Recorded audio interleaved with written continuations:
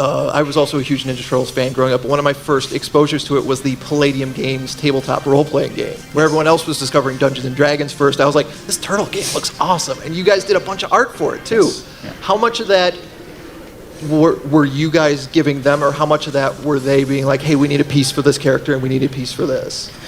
Great question too, because that was officially I think it came out in 1985, the original first version, and was the first license. This is before we had any conversations with any toy companies or anything. And Kevin Symbieta from Palladium Books approached us and said, I love the Turtles and I want to do something. So it was really collaborative that they said, so he said, here's the structure, and he sort of showed us the role-playing game formula that he wanted to use to map the fights and all that kind of stuff. He said, so we need X amount of these kind of mutants, X amount of these kind of mutants, and we need this kind of stuff. And so Pete and I developed a lot of the original concepts and we'd throw them by Kevin, and it'd say, great, well, how about this, could you add that or add that? So like the Terror Bears and the Doctor. Love the Terror Bears. Those are awesome. And, I was so hyped when they showed up in that cartoon.